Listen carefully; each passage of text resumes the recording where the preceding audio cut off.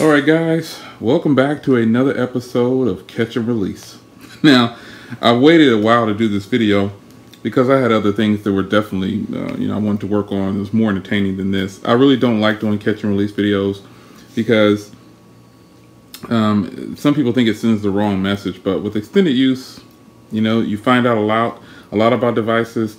And my catch and release series is basically when I don't even do a review on it. I just end up not liking it that much, or something happens and I just get rid of it. And so this case, it's the ZenBook Flip. Now, the ZenBook Flip that I got from the Microsoft Store, I put up a video back on December 14th. And the ZenBook Flip, it was promising. It really was. It's a beautiful, thin, light laptop. It looks fantastic. And its regular price is $750, which is really shocking to me. So at that time, I was trying to look for a laptop to take to CES, and I just really couldn't find anything to my like. I had been through a couple of laptops, and you didn't see a video on all the laptops, but you did see a video on some. So during my CES video, you saw that I had actually purchased a Dell and was really happy with that laptop.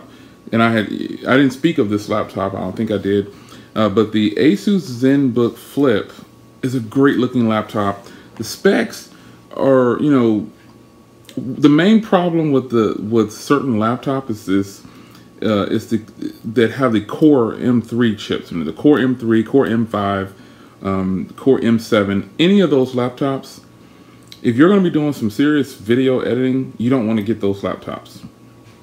They fall more into like a tablet. Now the Apple 12-inch MacBook, the 12-inch MacBook, that's purely just like the Asus ZenBook Flip that I purchased. I actually purchased the MacBook 12-inch when it first came out. But those things, they have a really decent battery. The ZenBook Flip has really decent battery.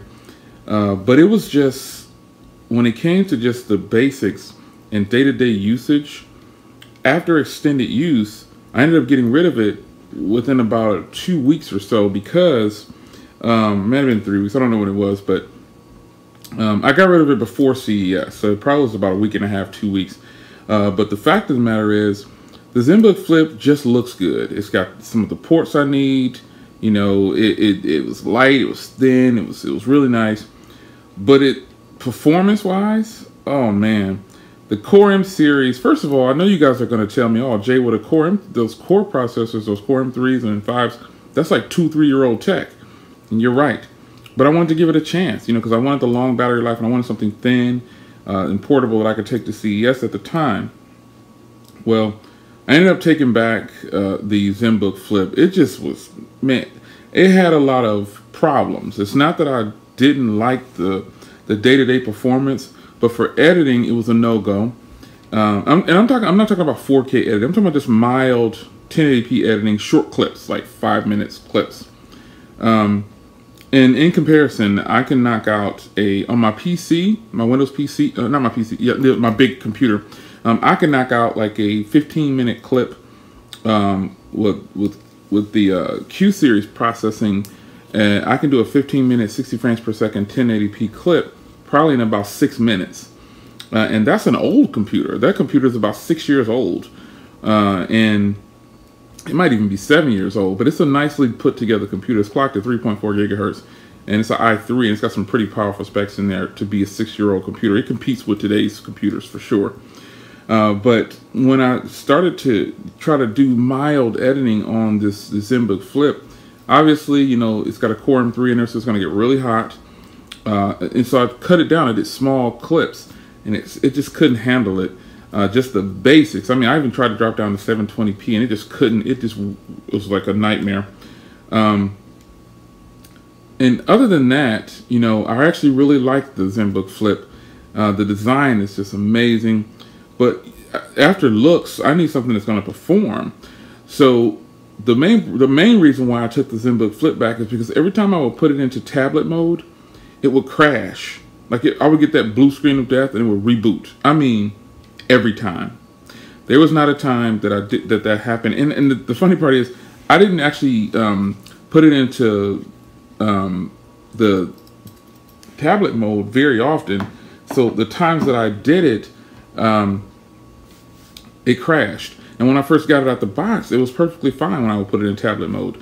But once I started loading up all my apps and everything, and I don't have very many apps, I have the same apps, it just got really bad, and it just was a nightmare. So, you know, while it looked like a great laptop, and it was good for basic things like, you know, basic Word documents and definitely web browsing, it fell more into a tablet. And I have an iPad Pro 9.7, 256 gig, and I don't have any problems with this thing. I'm actually using the front camera to record this.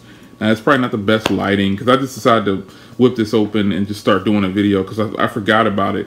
I was trying to do some other stuff, and then someone reached out to me. Shout out to that person, you know who you are. And they said, hey, Jay, what happened to your ZenBook Flip video? And I said, oh, man, I was supposed to release that video. So I couldn't find the original footage for the catch and release. So I was like, it doesn't take much to record another catch and release video, because the famous, that right there, yeah, in the, and that I use for the catch and release, you know, it's just one of those things, man. Every computer has an owner that's going to be happy with it, but I don't consider myself to be like a real power user. But to put it in perspective, you know, I have a MacBook 2015 and a MacBook 2016. Those things fly.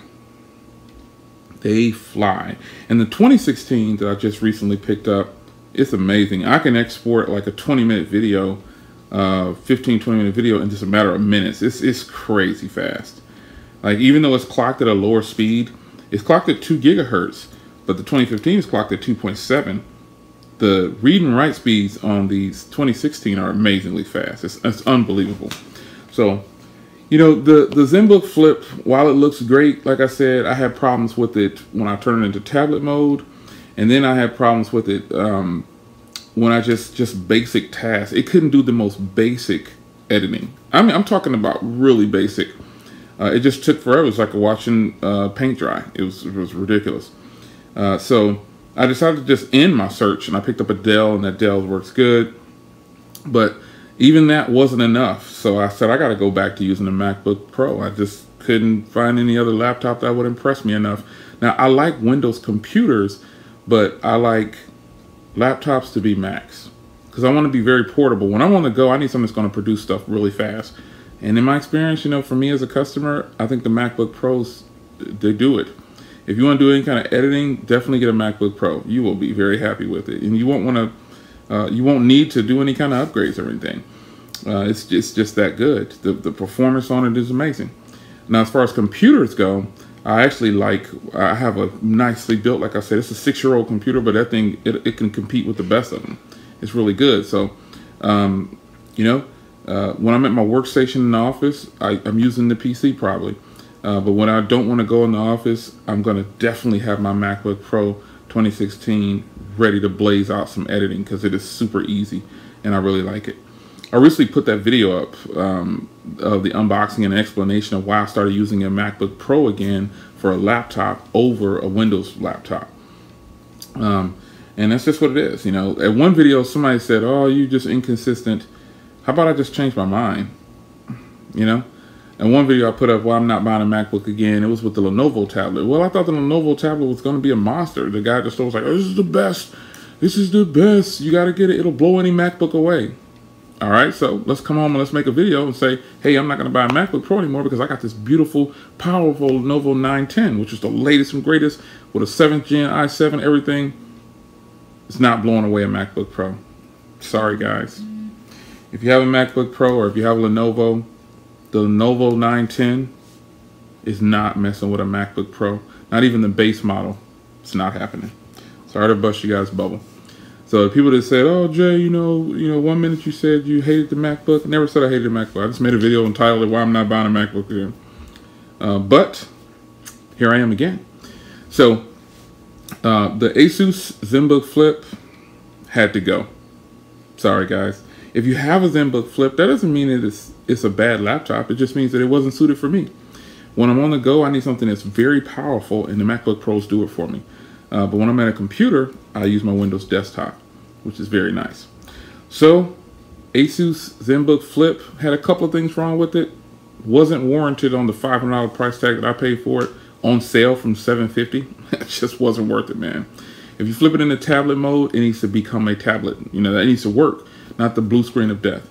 And, you know, just mild editing, it can't even do it. It couldn't even compete with my iPad Pro 9.7. Couldn't do it. So it's your man Jay Will, another catch and release for you guys. Asus ZenBook Flip had to go.